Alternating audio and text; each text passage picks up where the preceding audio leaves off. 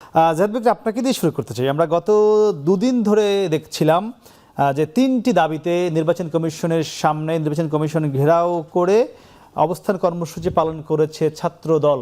সেখানে একটি দাবি ছিল পোস্টাল ভোট ব্যালট নিয়ে জামাতের এখানে সুবিধা দেওয়ার একটি অভিযোগ ছিল। শাহজালাল বিজ্ঞান ও প্রযুক্তি বিশ্ববিদ্যালয়ের ছাত্র সংসদ নির্বাচন যাতে স্থগিত হয় তার একটি দাবি ছিল। এ ধরনের তিনটি দাবি ছিল। এই যে দুদিন ধরে অবস্থান করলো, এটিকে আপনি মব হিসেবে দেখেন কিনা? আমাদের মবের সংজ্ঞাটা আসলে আমাদের সমাজে এখন মানে আমরা সংজ্ঞা অনুযায়ী সংজ্ঞা করে আসলে মব শব্দটা ব্যবহার করি না, মানে মব শব্দটার অপপ্রয়োগ হচ্ছে। খেয়াল করি, মবের ডেফিনেশনের মধ্যে আছে এটা unidentified, unorganised, unstructured gathering of people. মানে এখানে ছাত্রদল তো আওয়াজ দিয়ে ছাত্রদল হিসেবে এসছে, এটা একটা পলিটিক্যাল কর্মসূচি। এটা কর্মসূচি ঠিক হয়েছে না ভুল হয়েছে এই আলাপ হতে পারে। মব হচ্ছে যেমন আমাদের একসময় যে মবগুলো ছিল, যে একজন ছিনতাইকারীকে কেউ ধরে ফেলতে পারলো, কেউ ডাকেনি, মানুষ একত্র হয়ে যাচ্ছে, এসে তারা বেশিরভাগ ক্ষেত্রে বিশৃঙ্খল কাজ করে, অ্যানার্কিস্ট কাজ করে, সেটা হচ্ছে ব্যাপার। কিন্তু এখানে পরিকল্পিতভাবে একটা সংগঠন ঘোষণা দিয়ে তার ব্যানার নিয়ে এসে কাজ করছে, তো এটা মব হওয়ার কোনো কারণ নেই, এটা একটা রাজনৈতিক কর্মসূচি। এখন যে প্রশ্নটা উঠেছে যে একটা সাংবিধানিক প্রতিষ্ঠানকে এই চাপ দেওয়াটা তাদের জায়গা থেকে ঠিক হয়েছে কি বেঠিক হয়েছে সেটা পরবর্তী আলোচনা, সেটা মব কোনোভাবেই না। পরবর্তী আলোচনা কি বলে, ঠিক হয়েছে না বেঠিক হয়েছে, এটা তাদের বিবেচনা। এখন যদি আমরা খেয়াল করি, রাজনৈতিক কর্মসূচি যেভাবে হচ্ছে, যা হচ্ছে, রাজনৈতিক বক্তব্য যা হচ্ছে, আমি এখন এটা বুঝি নির্বাচনকে সামনে রেখে প্রত্যেকটা রাজনৈতিক দল, সেটা মুখে হোক, সেটা তাদের সাক্ষাতের মাধ্যমে হোক, অথবা কখনো কখনো এই ধরনের তাদের পরিকল্পিত কর্মসূচির মাধ্যমে হোক, নির্বাচন কমিশনকে আসলে তারা চাপে রাখতে চায়। চাপে রাখার চেষ্টা বা বক্তব্যের মানে এই না যে নির্বাচন কমিশন খুব খারাপ করছে। তারা এই কারণে এটা করতে চায় যাতে নির্বাচন সামনে রেখে নির্বাচন কমিশন অন্তত তাদের প্রতি নেগেটিভ না হয়ে যায়। সবাই করছে কম বেশি। এনসিপি বলছে নির্বাচনে থাকবো কিনা, তারা তাদের জায়গা থেকে বক্তব্য দিচ্ছে। ইভেন জামায়াতের প্রতিনিধি দল প্রধান উপদেষ্টাকে গিয়ে নির্বাচন কমিশনের নামে এক ধরনের নালিশ করে এসছে। মানে টেকনিক্যালি বা সাংবিধানিকভাবে আপনি নির্বাচন কমিশনের বিরুদ্ধে প্রধান উপদেষ্টার কাছে নালিশ জানাতে পারেন না। আসলে নির্বাচন কমিশনের সামনে অবস্থান করা যাবে না, আমি তাও বলিনি। আচ্ছা, তাও বলিনি, কিন্তু একটা নির্বাচন কমিশনের সামনে এখন গ্যাদারিংয়ের যে সমালোচনাটা আছে সেটা হচ্ছে এই জায়গায় তফসিল ঘোষণার পর এই ধরনের গ্যাদারিং বা জেনারেলাইজ যে গ্যাদারিংগুলো আছে এগুলোর বিরুদ্ধে মানে নির্বাচন কমিশনের একটা জেনারেলাইজড অবস্থান ছিল, তো সেই বিবেচনায় সেটা এখানে ভঙ্গ হয়েছে। এটা আমি ওইভাবেই দেখতে চাই যে তারা আসলে চাপ প্রয়োগের পথে সবাই হাঁটছে। একদমই। ব্যারিস্টার শাহরিয়ার ভাই, এখানে বলা হচ্ছিল ছাত্র দলের যে অবস্থানটি এটি রাজনৈতিক কর্মসূচি, এটিকে মব হিসেবে দেখতে রাজি নয়, তবে এটি ঠিক ছিল না বেঠিক ছিল তা নিয়ে কথা বলেছেন জাহিদ ভাই, আপনার কি মত? ধন্যবাদ আপনাকে। আপনার মাধ্যমে আপনার টিভি সমস্ত দর্শকদেরকে সালামের শুভেচ্ছা এবং আপনাদের দুজনকে আসসালামু আলাইকুম রহমতুল্লাহ বরকাতুহু। প্রথমে আপনাদেরকে ধন্যবাদ দিই, আজকে আপনি যে টপিকসটা তুলছেন চেনা রূপ, এই চেনা রূপ নিয়ে আমি একটু শুরু করে তারপর আপনার প্রশ্নের উত্তর দিতে চাই। চেনা রূপটা কি? চেনা রূপটা বর্ষিয়ান সাংবাদিক, এবং আমরা বলবো যে এদেশের সাংবাদিকতায় যে একটা ম্যাগাজিন আসে, সেটার জন্য সপ্তাহ জুড়ে সবাই বসে থাকে, মিলা নামে একটি কাল্পনিক চরিত্রের জন্য সবাই ভালোবাসে, সেটা মনে হয় শফিক রহমান সাহেব এদেশের সবাইকে দেখিয়ে দিয়েছেন। সো এই চেনা রূপের সংজ্ঞাটা উনি দিয়ে দিয়েছেন কোথায়? সংসদ ভবনে। যে সংসদ ভবনে আজকে যাওয়ার জন্য সবাই, আমি বলবো, চেষ্টা চালাচ্ছে, লালিয়ত তো বলবো না, সবাই চেষ্টা চালাচ্ছে। সেই সংসদ ভবনে তিনি কি বললেন? মিডিয়া এবং ব্যবসায়িক এরা কেন দালাল হচ্ছে, কেন তাদেরকে দালাল বলা হচ্ছে, কি ম্যাজিক? আগে যারা আওয়ামী লীগ ছিল তারা রাতারাতি বিএনপি হয়ে গেল, একদম কোটেড করে বললাম। আগে যারা আওয়ামী লীগ ছিল তারাই রাতারাতি বিএনপি হয়ে গেল, কি একটা ম্যাজিক! এই যে আপনি বললেন রূপ, ম্যাজিকটা হচ্ছে রূপ। তার মানে চেনা রূপটা কি? যে আগের থেকেই সরকার বদলের সাথে সাথে ব্যবসায়িক সমাজ, মিডিয়া জগৎ দুটাই তাদের রূপ পরিবর্তন করে। তা এই কথার প্রসঙ্গে একটু বলেও নি, আমি এই কথাটা আগেই বলছিলাম। সেই জন্যে জামাতের একজন মানে কি বলবো পদধারী নেতা সকালে বললো, তুমি এভাবে বললে ব্যবসায়িকরা ভোট দেবে না, মিডিয়াও আমাদেরকে সমর্থন করবে না। তা আমি ওনার উদ্দেশ্য এর মধ্যে দিয়ে বলে দিই যে শোনেন, পরিবর্তন সব জায়গায় হতে হবে। এই পরিবর্তনটা কি? আগে নির্বাচন কমিশন ঘেরাও করা হতো, যান আমার ভাই বললেন যে দুইটা জিনিস। প্রথমে আমি বলে নিই, ইলেকশন কমিশনের কাজটা কি? ইলেকশন কমিশনের কাজ হচ্ছে জাতীয় নির্বাচন আর লোকাল ইলেকশন করা। University is autonomous body, university is an autonomous body. Say election করবে, কখন কিভাবে করবে সেই সিদ্ধান্তটা নিতে পারে কে? ইউনিভার্সিটি নেবে, বিশ্ববিদ্যালয় নেবে। এখন ধরে নেন ইলেকশন কমিশন একটা পরিপত্র জারি করলো যে বাংলাদেশের কোথাও পার্লামেন্ট ইলেকশনের আগে কোনো ইলেকশন হবে না। জি। Is it binding to the university? This প্রথম। তাহলে যদি বাইন্ডিং টু দ্য ইউনিভার্সিটি না হয়, এর তফসিল ঘোষণা করা হয়েছে, ইলেকশন হবে আগামীকালকে, হঠাৎ করে আজ সকালবেলা আপনি কি করতেছেন? একটা রিট ফাইল করলেন কেন? রিটটা ফাইল করলেন। সো ওই যে চেনা রূপের কথা বললাম, আমরা যে পরিবর্তন চাচ্ছি, আমরা এই জিনিসগুলো আগে দেখে এসেছি যে এইভাবে ইলেকশনটাকে পলিটিক্যালাইজ কেন। আজকে একটা কথা বলা হচ্ছে, কি কথা? যে জনাব তারেক রহমান সিলেট যাচ্ছেন ডে আফটার টুমরো। আগামীকালকে যদি ইলেকশনটা হতো এবং ইলেকশনটা ধরে নেন হাইপোথেটিক্যালি যে কে জিততো না জিততো যায় না, ছাত্রদল হেরে গেল, তাহলে যে ভাইবটা তারেক রহমানের যে ভাইব বা তার যে কি বলবো, তার সিলেটে পদার্পণ উপলক্ষে যে একটা রূপ দেখা যেত, সেই রূপটা ম্লান হয়ে যেত এই ইলেকশন রেজাল্টের উপরে। অতএব যে করে হোক ইলেকশনটাকে বন্ধ করতে হবে। তার মানে আমরা কিন্তু অলরেডি আমাদের জুলাইয়ের যে বাসনা, যে চেতনা, যে বিপ্লবের যে ধারণা, সেখান থেকে আমরা সরে এসে দেশের চেয়ে আমরা ব্যক্তিকে ইম্পর্টেন্ট দেওয়া শুরু করে দিলাম। সো হুইচ ইজ অনাকাঙ্ক্ষিত। এবং ভাই বললেন আর একটা কথা লাস্টে, শোনেন, এন্ট্রিম গভর্নমেন্টের 3টা কাজ। কি কি কাজ? 3টা: বিচার করা, সংস্কার করা, ইলেকশন করা। এবং এই ইলেকশন কমিশন কিন্তু 8-10টা ইলেকশন কমিশনের মতো না। Election commission was appointed by interim government, যে এন্ট্রিম গভর্নমেন্ট নিজে কনস্টিটিউশনের দ্বারা তৈরি না। জি। তাহলে আমি এন্ট্রিম গভর্নমেন্টকেই বলবো যে আপনি যে ইলেকশন কমিশন ওখানে সবাই মিলে বসালাম, সে ঠিকমতো কাজ করতেছে না। যদি ইলেকশন কমিশনটা ইন্ডিপেন্ডেন্ট ইনস্টিটিউশন ঠিকমতো কাজ করছে না বলে ছাত্রদল গিয়ে তাদেরকে সেই দাবি দেওয়াগুলো বলছে যে আপনারা ঠিকমতো কাজ করেন না। আপনাকে একটা জিনিস বলে দিই, সেদিন কি হচ্ছিল? হিয়ারিং হচ্ছিল। আপনাকে একটা জিনিস বলি, সেদিন আপিল হিয়ারিং হচ্ছিল এবং আপিল হিয়ারিংয়ের সামনে ভাই যেটা বললেন, মব ডেফিনেটলি, আমি তার ডেফিনেশনকে সমর্থন করে বলতেছি যে which is not a mob. কিন্তু এই ধরনের ন্যাক্কারজনক প্রেশার দেওয়া একটি সমাজে কোনোভাবেই কাম্য নয়। আপনি একটা জিনিস বোধহয় খেয়াল করছেন যে প্রথম দিন যখন ওখানে ছাত্রদলের সবাই আসলো, মহাসচিব সাহেব এসে কিন্তু ইলেকশন কমিশনের সাথে দেখা করলেন। তো মহাসচিব সাহেব যখন বিএনপির মহাসচিব এসে ইলেকশন কমিশনার সাহেবের সাথে, চিফ ইলেকশন কমিশনের সাথে দেখা করে মিটিং করলেন, তো সে তো বলতেই পারতো এই দাবিগুলো। তাহলে আমার এতগুলো লোককে নিয়ে আসা, ওই নিয়ে আসার পিছনে অন্য কারণ ছিল, যাতে ভিতরে 3টা ইস্যু ছিল। একটা হচ্ছে যাদের বাংলাদেশে দ্বৈত নাগরিকত্ব ছিল তাদের যাতে বাতিল দেওয়া না হয়। এবং এই নিয়ে হাসনাতের সাথে আগের দিন কিন্তু একটা কি হলো, আমরা লোক কখন দেখলাম, আগের দিন হাসনাতের সাথে বিএনপির একজন প্রভাবশালী নেতার জন কথা কাটাকাটি হলো, পরের দিনই দেখলাম এখানে শয়ে শয়ে ছেলেপেলে নিয়ে আসা হলো। Message is very clear. জি জি।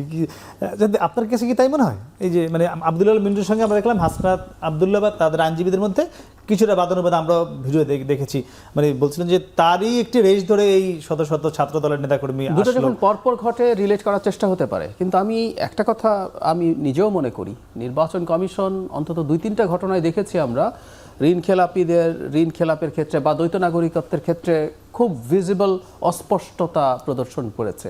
এটাকে আমি ব্যক্তিগতভাবে সমর্থন করি না। আমরা দেখতে চেয়েছি একটা নির্বাচন কমিশন খুবই স্ট্রংলি পারফর্ম করছে, খুবই স্ট্রং তার অ্যাটিটিউড দেখাচ্ছে। এই জিনিসগুলোতে ঘাটতি ছিল এই নির্বাচন কমিশন আমি মনে করি। কিন্তু এটার সাথে যে এটা রিলেটেড আমি সেটাকে সেভাবে দেখতে চাই না। তবে যেহেতু ওই ঘটনার পরপর এটা হয়েছে, কিন্তু এই যে প্রবাসী বা এই যে পোস্টাল ব্যালট নিয়ে যে সংকট ছিল, সেটা নিয়ে যথেষ্ট আলাপ আলোচনা হচ্ছে। এটা ব্যালটে যেভাবে মার্কাগুলো এসছে বা এগুলো কার কার কাছে যাচ্ছে, এটার মধ্যে আবার নির্বাচন কমিশনের দিক থেকে কিন্তু অস্পষ্টতা ছিল। সুতরাং কেউ এই ধরনের অর্গানাইজড কোনো মুভমেন্ট সে করার চিন্তা করতেও পারে। কিন্তু ওই যে বললাম, যেহেতু একই সাথে ঘটনাগুলো ঘটছে, এটাকে রিলেট করার একটা চেষ্টা কেউ করলেও সেটাকে খুব উড়িয়ে দেয়। যেহেতু এই বিষয়টি এসছে, এটা আসিফ মাহমুদ নিশ্চয়ই আপনি শুনেছেন, গতকালকে উনি দাবি করছিলেন যে বিএনপি মহাসচিব যখন 1.5 ঘন্টা বৈঠক করলেন নির্বাচন কমিশনারদের সঙ্গে, সেখান থেকে বের হয়ে এসে এই রায়গুলো দেওয়া হলো দ্বৈত নাগরিকত্ব কিংবা ঋণ খেলাপি বিএনপি জামাত উভয়ের ক্ষেত্রেই। তাদের দাবি করেছিল যে প্রভাব ছিল। উনি দাবি করতে পারেন, আবারও বলছি, কিন্তু আপনি যখন আপনাকে তাই মনে হয়? আমার মনে হয় না। আমি একটা কথা মনে রাখতে হবে, সেটা হচ্ছে আমরা জামাতকে দেখেছি গিয়েছে আগের দিন। একটা কথা মনে রাখতে হবে, সেটা হলো রাজনৈতিক দল, শুধু আমি এনসিপির কথা বলছি না, অল দ্য পলিটিক্যাল পার্টিরা মাঠে রেটরিক ব্যবহার করে। আবারও বলছি, সে কিন্তু চাপ জারি রাখতে চাইবে এবং এটাকে পজিটিভলি দেখি। তার কাজই হচ্ছে প্রশাসন এবং নির্বাচন কমিশনকে সঠিক পথে রাখা। এখানে একটা ঝুঁকি আছে জামাত এবং এনসিপির দিক থেকে, আমি এটা বলে রাখা ভালো। জি, মানে আমরা অনেকে মনে করছি দুই জোটের মধ্যে খুব টাফ কম্পিটিশন হবে, আমি মনে করি না। আমি মনে করি বিএনপি খুব সহজ একটা বিজয়ের দিকে এগিয়ে যাচ্ছে। এটার একটা প্রবলেম আছে। এটার প্রবলেমটা হচ্ছে শাহরিয়ার ভাই যেটা বললেন, বহু মিডিয়াকে কি বিএনপি থেকে বারবার বলা হয়েছে যে আপনি আমার জন্য এটা করেন, না বলা হয়নি। আমাদেরকে কখনো বলা হয় না। অ্যালাইন্ড হয়ে যায় এটা, আপনি চান বা না চান। শেখ হাসিনার সময় তো এই ধরনের চাটুকারিতায় অভ্যস্ত হয়ে গিয়েছিল সবাই। সে এখন নতুন কাউকে একই কাজ করছে। প্রশাসন, পুলিশের, নির্বাচন কমিশনের অ্যালাইন্ড হওয়ার ঝুঁকি আছে কিন্তু বিএনপির প্রতি। ফলে এনসিপি এবং জামাত, আমি এটাকে এই অর্থে সঠিক বলি, তাদের দিক থেকে চাপটা রাখা দরকার আছে যাতে তাদের নিউট্রালিটি বজায় থাকে এবং সেটা যাতে কন্টিনিউ করে। সেই জন্য অভিযোগ সবগুলোই যে খুবই সাবস্ট্যান্স আছে সেভাবে দেখাও জরুরি না, এটাকে রেটরিক হিসেবে আমি একটু শারিক একটু আপনাকে জানতে যেহেতু বিষয়টা তুললো জাহেদ ভাই, আমি এই টেলিভিশনে কাজ করছি, আমি টক শো করছি, আমি একটা রিপোর্টিং টিম দেখি, আমি আপনাকে মানে একদম নিশ্চিত করে বলছি আমাদের আজ পর্যন্ত 5 আগস্টের পর বিএনপি কখনো ফোন দিয়ে বলে নাই যে এই নিউজটা কেন দিলেন না, এটা কেন দেন, কাভারেজটা বেশি করে দেন। তারপরেও আপনি যে কথাটি বলছিলেন যে মিডিয়া একটি রূপ ধারণ করছে বা চেনার রূপে ফিরে যাচ্ছে, না আপনার কাছে কেন মনে হয় এটি আসলে কেন? ব্যারিস্টার শাহরিয়ার কবির, আপনার কাছে জানতে চাচ্ছিলাম যে বিষয়টির কথা হচ্ছিল গণমাধ্যমের অবস্থান, আপনি খুব বিশদগার করলেন, সমালোচনা করলেন, কিন্তু আমার কাছে প্রশ্ন ছিল আপনার কাছে আমার যে এই অন্তত আমাদেরকে কিন্তু 5 আগস্টের পরে বিএনপি থেকে একবারও কোনো প্রেশার দেওয়া হয়নি কিংবা কোনো চাহিদাপত্র দেওয়া হয়নি যে এটি করেন বা এটি কেন করলেন, তারপরেও এই অভিযোগ কেন আপনার? আচ্ছা, প্রথম কথা আমি একটু কারেকশন করে দিই। জনাব শফিক রহমান সাহেব ওটা কৃষিবিদ ইনস্টিটিউটে বলছে, আর আমি বিষেদগার করি না, করার ইচ্ছাও নাই। যেটা সত্য সেটাই বলার জন্য শফিক রহমান সাহেব যেটা বলছে সেটাই বলছে। তার একটা উদাহরণ দিই আপনাকে। 23শে জুলাই যে ব্যবসায়িক সম্মেলন হলো এবং সেই সম্মেলনে যারা বক্তব্য দিলেন এবং যারা বারবার বললেন প্রথম, দ্বিতীয়, শেষ পর্যন্ত শেখ হাসিনাকে চাই, তারাই কিন্তু আবার দল ধরে জনাব তারেক রহমানের সাথে দেখা করার জন্য মরিয়া হয়ে গেল এবং তারা দেখা করলেনও। ওই একই লোকগুলো কবে তারেক রহমান আসার 7 দিনও পার হয়নি। তাহলে ওই জন্য বললাম চেনা রূপটা। এবার আসেন মিডিয়ার কথা আসি। যে মিডিয়াগুলো আমি এক জায়গায় বলছিলাম যে মিডিয়া হাউসগুলো শহীদ রাষ্ট্রপতি জিয়াউর রহমানকে স্বাধীনতা বিরোধী বানানোর জন্য অপপ্রয়াস চালালো, তারাই আজকে আবার কি করতেছেন, ওনাকে স্বাধীনতা স্থপতি লাগাই দিচ্ছেন। স্বাধীনতার ঘোষক জিয়া যে অ্যাডমিটেড ফ্যাক্ট, সেটাকেও তারা কি করতেছেন, স্থপতি লাগায় এটাকে ভবিষ্যতে যাতে একটা বিতর্কিত করা যায় সেই কাজটা করতেছেন। এই যে অতি কি বলবো চাটুকারিতা, এই চাটার দল আজ থেকে নতুন না। এই চাটার দলের থেকে এই চাটার দল কারা? আমি আপনি সবাই। আমরা যদি পরিবর্তন না হয়, এখানে কিন্তু মিডিয়া হাউসের কথা বললাম না। আবার মিডিয়া হাউসের কথা যদি ধরি, আপনাকে এখন বলে দিই, আমি 71 টিভিতে আমি এই পরিবর্তনের পর তো আমি যাচ্ছি, 71 টিভি ড্রাস্টিক্যালি চেঞ্জ। 71 টিভি গত 15 বছরে যে ক্ষতিটা করছে, আজকে তো গত 1.5 বছরে ড্রাস্টিক্যালি চেঞ্জ। আজকে ওখানে যে আমরা সব কথা বলতে পারি, কিন্তু শ্যামল সাহেবরা যখন ছিলেন তখন আমরা একটু বলতে পারতাম না। সো আপনাকে সরকার পরিবর্তন নেয়, যেটা ভাই বললেন, উনি অনেক জ্ঞানী মানুষ, প্রজ্ঞাবান। উনি যে কথাটা বলছেন, বিএনপি চাক আর না চাক, আপনি একটা ভাইব তুলতেছেন বিএনপি ক্ষমতায় যাচ্ছে, অতএব যেমন আমি একটা জিনিস আপনাদের মাধ্যমে বলি। আজকে কিন্তু জুলাইয়ের ছাত্ররা এসেছিল, এই ছাত্ররা জুলাই আন্দোলনের প্রত্যক্ষ যারা আন্দোলন করছে, এই ছেলেগুলো কোনো চাকরি নাই, কিছু নাই, কি অনিশ্চিত জীবনের মধ্যে চলতেছে। আজকে ঢাকা ইউনিভার্সিটিতে বলা হচ্ছে ছাত্র দলের একটা ভাইব উঠছে। কি ভাইব? যে বিএনপি ক্ষমতায় যাচ্ছে, যারা যারা ছাত্র দল করবে তাদের নাম এই লিস্টে থাকলে ক্ষমতায় আসলে চাকরি পাওয়া যাবে। আপনাকে একটা জিনিস বলি, পেট কিন্তু যত কথাই বলি, পেট তো আগে। আপনি তাহলে কম্পেল হচ্ছেন জীবনের তাগিদে। আমরা তো জুলাই সনদের কথা বা জুলাইয়ের কথাটা বারবার, আজ পর্যন্ত আপনি কি দেখছেন এই ছেলেগুলোকে পুনর্বাসনের কথা? আজ পর্যন্ত কি আপনি দেখছেন তাদেরকে যে ইন্ডিমিনিটি দেওয়ার কথা প্রপোজ করলেন সেটা পাস করার কথা? না। তার মানে আমরা মূল জায়গা থেকে সবসময় সরে যাচ্ছি।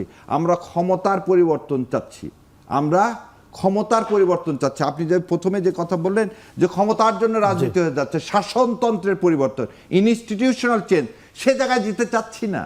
জি, হয়তো যাবে।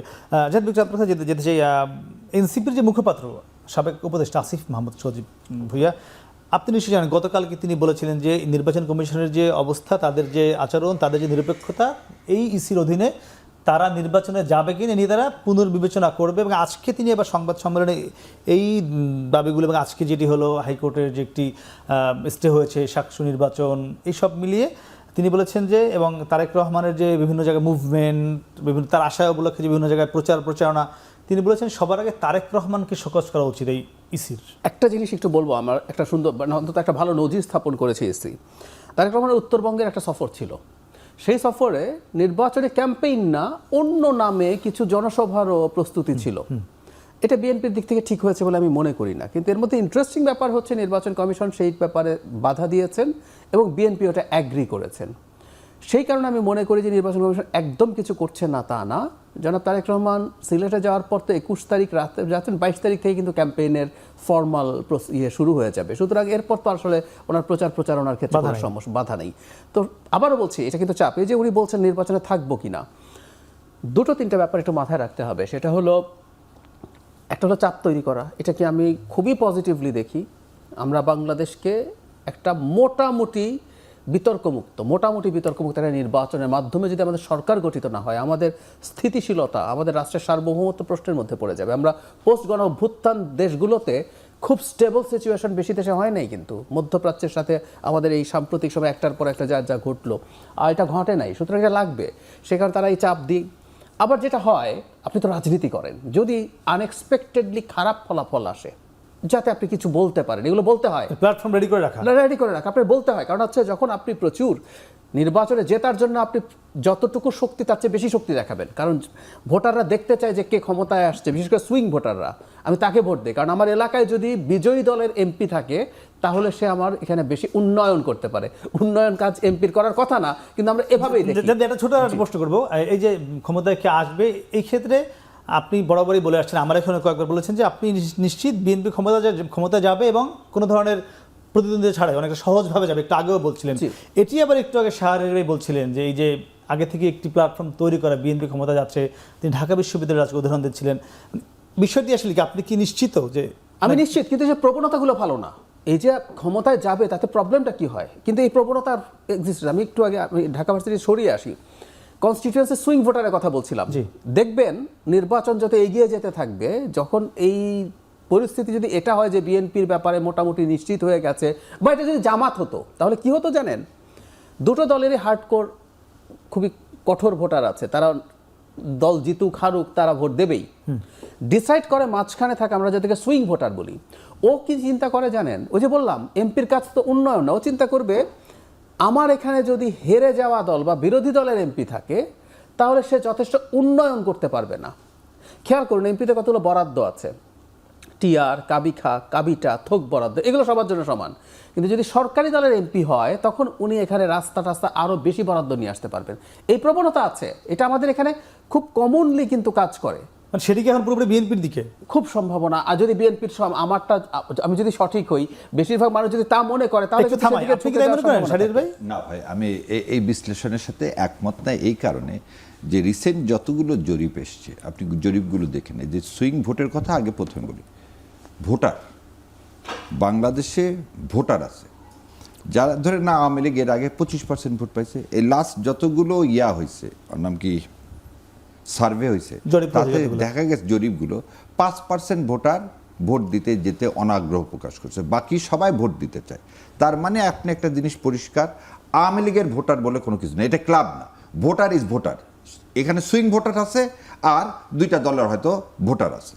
এখন যে জিনিসটা ভাই বললো, দেখেন election engineering, this is the call election engineering. যে কি ভাইবটা তোলা, যে প্রশাসন আগে বলে দিচ্ছে। যেমন দেখেন, এইটা আপনার মনে রাখতে, 1996 সালে যখন এই জুন মাসের এই আন্দোলনের সময় কিন্তু সেক্রেটারিয়েটে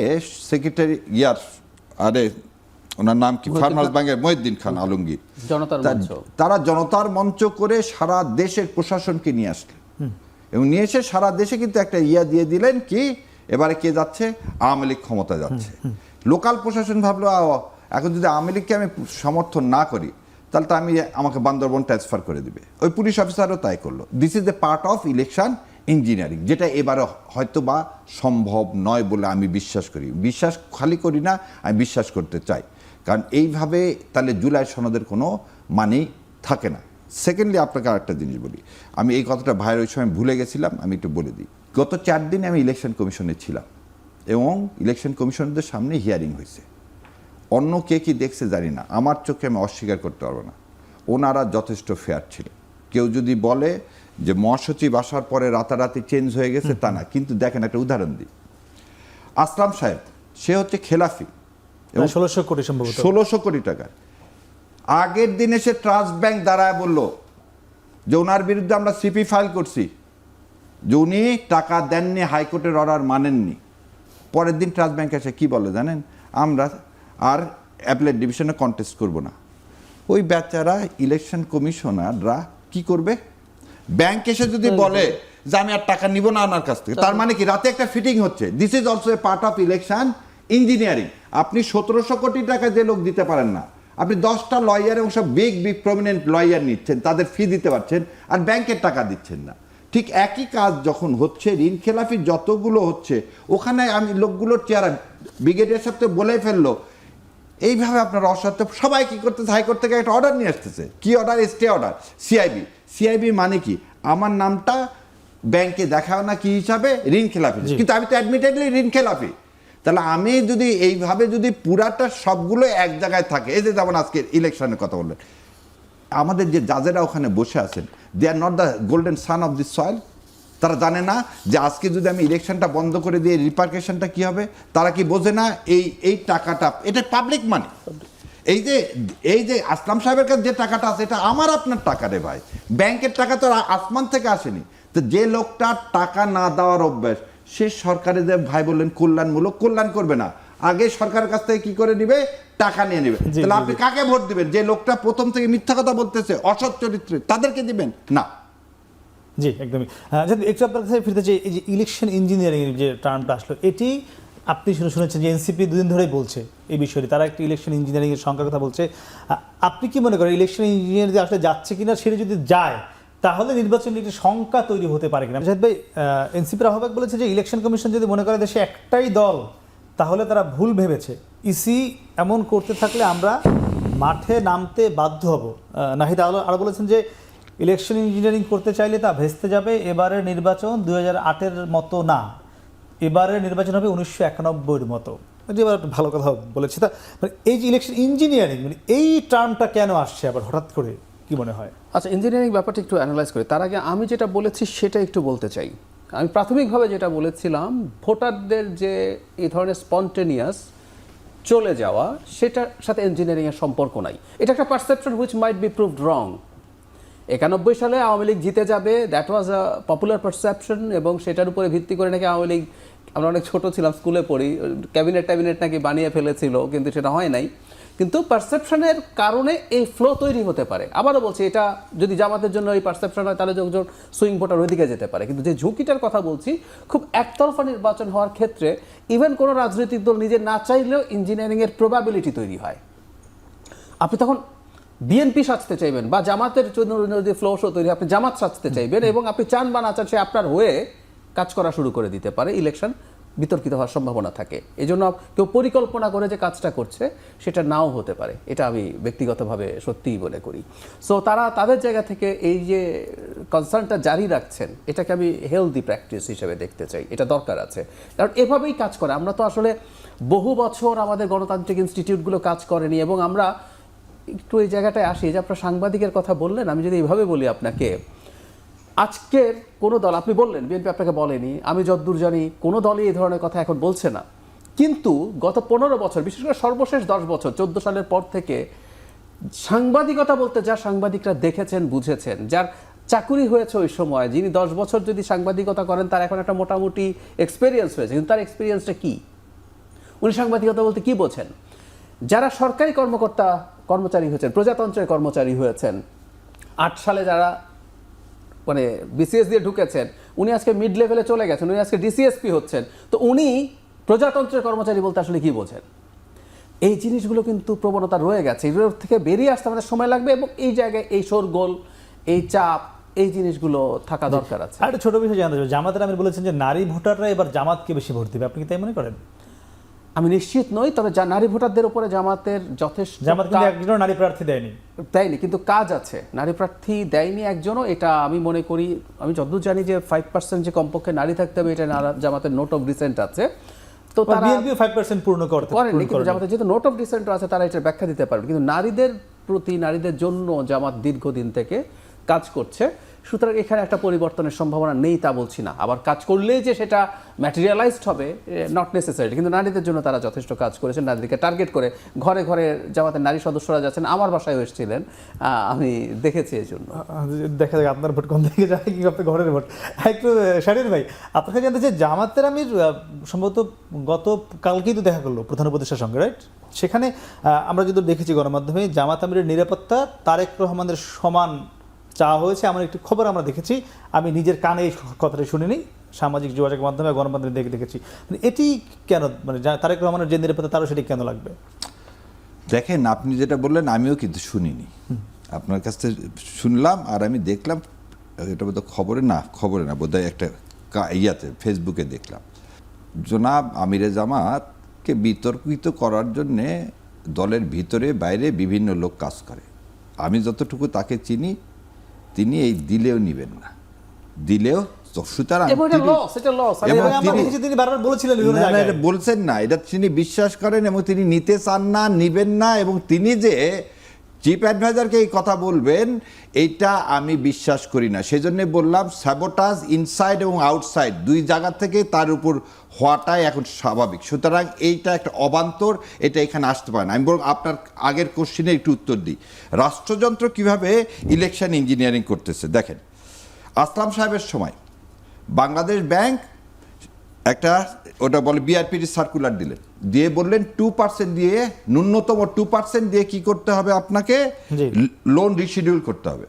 এবং কিছু ক্ষেত্রে তারা করলেন কি, ওই সমস্ত কোম্পানিগুলোকে নিয়ে এসে তাদের সাথে আলোচনা করে সব শেষ, আমার কাছে যত ডকুমেন্ট আছে, বিকজ অল দ্য কোম্পানিজ, আমি যাদের লিগাল অ্যাডভাইজার, 1% করছেন। এই আসলাম সাহেবের জন্যে একদিন আগে কি করলেন, তার নমিনেশন পেপার ভ্যালিড হওয়ার একদিন আগে 0.5% করে রিশিডিউল করে দিচ্ছেন। এটা তো বিআরপিটি সার্কুলারের মধ্যেই নাই। আর একটা জিনিস বলে, আজকে আমি কোর্টে বসে আছি, বা আপনি তাজ্জব হয়ে যাবেন, 14 লাখ টাকার জন্য অকশন হচ্ছে। লোকটা এসে তার লয়ার কাঁদতেছে, 14 লাখ টাকার। কোর্ট বলছে 25% দিয়ে আসেন, না হলে অকশন শুনতে পারবো না। রাষ্ট্রযন্ত্র, একই রাষ্ট্রযন্ত্র, 25 লাখ টাকার মানে 25% হতে হবে 14 লাখ টাকা, নালে তারা আপনার ঘর বাড়ি বসত বাড়ি চলে যাচ্ছে। আর যে রাষ্ট্রযন্ত্রে যে পলিসি মেকিং করবে, যে জনগণের টাকা আত্মসাৎ করে নিয়ে বসে আছে, তাকে আপনি 0.5 করে দিয়ে করতেছেন কি, আপনি ইলেকশনে দিচ্ছেন। আরও একটা জিনিস দেখেন, আপনি জুলাই সনদে বলা ছিল যে যারা 5 বছরের মধ্যে খেলাফি হবে তাদের এমপিত্ব থাকবে না। তা রাজনৈতিক দলগুলো এই সিদ্ধান্ত নিয়ে যে যারা খেলাফি ঋণ আছে তাদেরকে আমরা নমিনেশন দিব না, এই অবস্থানই তো যাওয়ার কথা ছিল, এটাই তো যায়নি। তাহলে এই জিনিসগুলো নিয়ে আমাদের মনে হয়, মানে প্রেশার যেটা বলছেন আপনারা, আমাদের সবার প্রেশার ক্রিয়েট করে।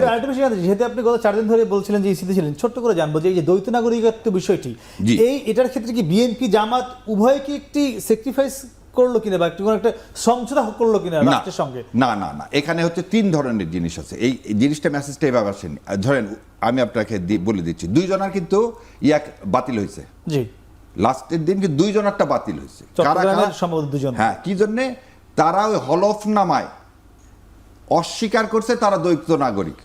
তাহলে সে একটা মিথ্যা স্টেটমেন্ট দিল যে হলফনামায় লেখলই না সে দ্বৈত নাগরিক। আর যাদেরটা অ্যালাউ হয়েছে তারা কি করছে, তারা দ্বৈত নাগরিকত্ব ত্যাগ করছেন, তারা ফিস দিছেন, তারা ওই সরকারের আমার পক্ষে যা করা দরকার রিনাউন্সিয়েশনের জন্য আইন অনুযায়ী সেটাই করছেন। রিনাউন্সিয়েশনের এই লটা হচ্ছে, আমি ব্রিটিশেরটা করছি, আমেরিকারটা করিনি। তো ব্রিটেনেরটা হচ্ছে যে আপনি যদি অন্য একটা সিটিজেনশিপ থাকে তাহলে ধরে নিতে হবে রিনাউন্সিয়েশন যেদিন থেকে আপনি সাবমিট করলেন সেদিন থেকে আপনারটা কি অ্যাকসেপ্টেড। সো এই জায়গায় আইনের ব্যাখ্যাটা অত্যন্ত পরিষ্কার। যাদেরটা এটা ছিল খালি তাদেরটাই নির্বাচন কমিশন অ্যালাউ করছে, অন্য কারোটা করেনি। আর একটা দ্বৈতচারিতার কথা বলি, যে কনস্টিটিউশনে আপনি বলেন ডুয়েল সিটিজেন মর্যাদা দিলেন, জি, জি। তাহলে আপনি ডুয়েল সিটিজেন স্বীকারই করতেছেন কনস্টিটিউশনে, তাহলে আপনি আবার ইলেকশন কমিশনে বলতেছেন না ডুয়েল সিটিজেন হলে ভোট দিতে পারবা কিন্তু ভোটে দাঁড়াতে পারবা না। এটা কি? ভোট দিতে পারবা, প্রবাসীরা তো আপনি ভোট দিচ্ছেন, তাহলে আপনি যদি ভোট দিতে পারেন তাহলে আপনি ভোটে দাঁড়াতে পারবেন না কেন?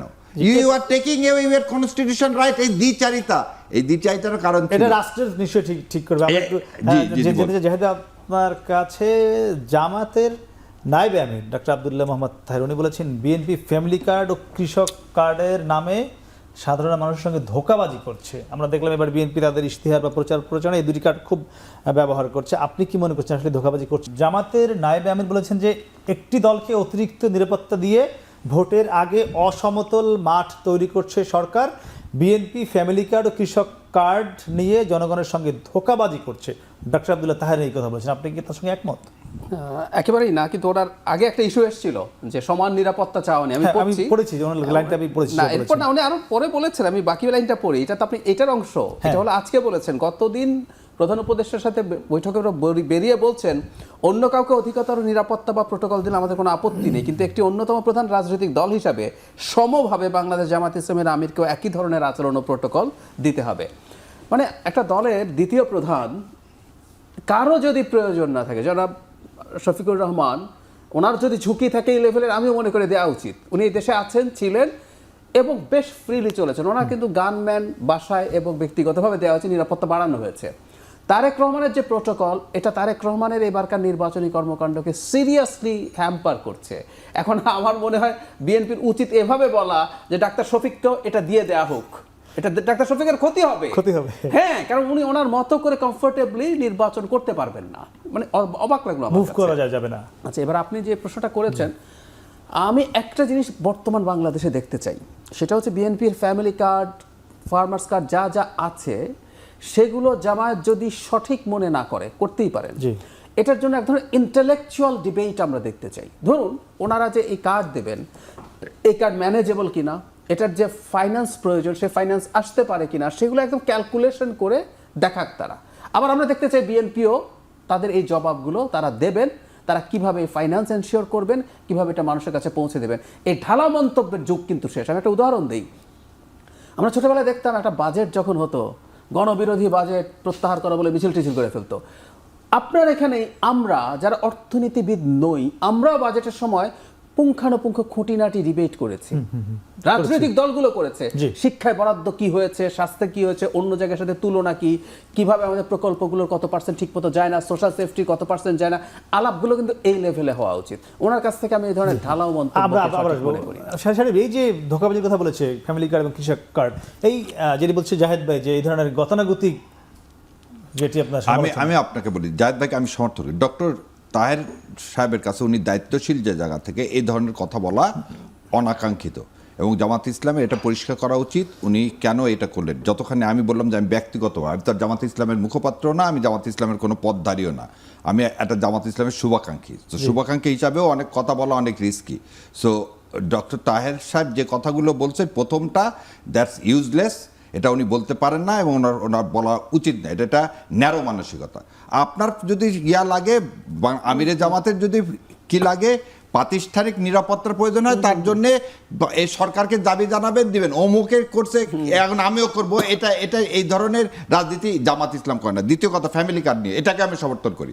কথা হচ্ছে যে ফ্যামিলি কার্ড নিয়ে একটা ধোঁকাবাজি যদি হয়ে থাকে, এই ওয়ার্ডটা কি কোনো একজন দায়িত্বশীল বলবে না? দায়িত্বশীলের কি বলা উচিত যে ফ্যামিলি কার্ডের যে মিথ বা এটা একটি ইউটোপিয়া, আমিও বলতেছি আপনাকে এটা একটি ইউটোপিয়া, কারণ এটা দেওয়ার মতো এই রাষ্ট্রের ক্ষমতা নেই। বরং আমিরে জামাত কি বললেন দেখেন, আমিরে জামাত বললেন আমরা বেকারত্ব দূর করব যাতে ফ্যামিলি কার্ড দেওয়ার প্রয়োজন না হয়। তো বেকারত্ব দূর কথা বলেছেন, হ্যাঁ বেকারত্ব দূর করবো। আমিরে জামাতের স্ট্যান্ডিংটা দেখেন, আর ডক্টর মোহাম্মদ তাহের এই যে ইন্টারনাল কিছু মানুষের কথার ধরনটা, তাদের স্যাবোটাজের ধরনটা, এটাও কিন্তু তাদেরকে লক্ষ্য রাখতে হবে। কারণ আমিরে জামাত হচ্ছে বাংলাদেশ জামাত ইসলামকে নেতৃত্ব দান করতেছে, তিনি বলতেছেন ফ্যামিলি কার্ড না, আমরা যুবকদের হাতে কাজ তুলে দেবো। তাহলে কাজ আগে না ফ্যামিলি কার্ড আগে? আবার আসবো যাতে আমরা শুরু করেছিলাম যে বিষয় নিয়ে, সেদিন শেষ করতে চাই যে সাকসু যে বন্ধ হলো, স্থগিত হলো 4 সপ্তাহের জন্য, কার লাভ হলো কার ক্ষতি হলো বিএনপি জামাতের? আমি কারোর লাভ ক্ষতি হবে বলে মনে হয় না। ধরুন এই নির্বাচনটা হলো, ধরে নিলাম ছাত্র শিবির জিতলো, মানে না আমি কি বলছি জাতীয় রাজনীতি বা আগামী জাতীয় সংসদ আমি আসছি মানে যদি ছাত্র সংসদ নির্বাচনগুলোর প্রভাব যদি পড়ে থাকে, টপ ইউনিভার্সিটিগুলোতে ছাত্র শিবির ল্যান্ডস্লাইড ভিক্টরি পেয়েছে, সেটার ইম্প্যাক্ট আসলে পড়ে গেছে। যদি পড়বে কিনা ডিফারেন্ট ডিবেট, আবারও বলছি আমি মনে করি না এটা তেমন কিছু পড়বে, কিন্তু যদি পড়ে থাকে স্বাস্থ্য যোগ হলে এটা নতুন কিছু যুক্ত হতো বলে আমার মনে হয়। আবার এটা বন্ধ করার মাধ্যমে ইনফ্যাক্ট যারা রিট করেছে এটা বন্ধ করার মাধ্যমে ছাত্র শিবির তাত্ত্বিকভাবে ধরছে তর্কের খাতিরে যদি আরেকটা জয় পেত সেটা ঠেকিয়েও অনেকে বলছে যে মানে যে ক্ষমতা দেখিয়ে একটু রিট করা হলো বা স্থগিত করা হলো, এইটা কোনো নেগেটিভ ইম্প্যাক্ট আছে কিনা? সেটাও মনে করি না, আমি সেটাও মনে করি না। নির্বাচন এখন জাতীয় নির্বাচনের যে আপনি কি তাই মনে করেন? আমি মনে করি এই কাজটা একটা ধিক্কারজনক। আমি আমার অন্তঃস্থল থেকে ধিক্কার জানাই যারা এই কাজের সাথে জড়িত এবং কোর্টকে ব্যবহার করে। আবার ঠিক গত 15 বছর বিএনপির আইনজীবীরাই ছিলেন মূলত। আমি বলে দিচ্ছি, বিএনপির আইনজীবী না, তারা বের হয়ে যেভাবে করছে গত 15 বছর কোর্টের ঘাড়ে বন্দুক রেখে যেভাবে রাজনীতিকে ইউজ করা হয়েছে, আজকে সকালবেলা একই ঘটনা ঘটলো। এর জন্য আমি ধিক্কার জানাই। আর বললেন যে জাতীয় ইলেকশনে পড়বে না, আমি বলতেছি আপনাদের মাধ্যমে এই ইলেকশনটা বন্ধ করে বিএনপি কি পাইলো? ক্ষতিগ্রস্ত হওয়াটা ছাড়া। আমার ছাত্ররা ভোট দিবেন একটা স্বায়ত্তশাসিত প্রতিষ্ঠান, আপনি সেটা কেড়ে নিলেন কেন? আপনার চেয়ারম্যান যাবে বলে? এই যে একটা নিকারজনক ঘটনা করলেন, করে কি ভোটারের মন পাবেন আপনি? আর আরেকটা জিনিস বলছে জাতীয়, শোনেন 4 কোটি ভোটার হচ্ছে এবারে কি যুবক, এই যুবক শ্রেণীরাই হচ্ছে ইউনিভার্সিটির প্রতিনিধিত্ব করছে, ইউনিভার্সিটির ছাত্রছাত্রী, তাদের ভোটটা ম্যাটার এবং তারা ভোট দিয়ে দেখিয়ে দিছে তারা কোন পক্ষে, এবং জরিপটাও সেটা প্রতিফলন ঘটাচ্ছে। সো এই জরিপকে আপনি মানে অবস্ট্রাস করার জন্য অর্থাৎ ভোটই বন্ধ, তাহলে আপনি আজকে ভোট করে বন্ধ করে দিয়েছেন, সামনে তো আপনি যদি জিততে না পারেন তাহলে কি আপনি রিট করে মানে জাতীয় সংসদ নির্বাচন তো বন্ধ করে দিবেন মনে হচ্ছে? তেমনটা না না, আমার কাছে তো তাই মনে হচ্ছে। আপনি আবার কোর্টকে ইউজ করে জাতীয় সংসদ নির্বাচন যে বন্ধ করবেন না তার গ্যারান্টি কি? না that is the election engineering. তেমনটি না ঘটুক, আমরা সেটা প্রত্যাশা করি।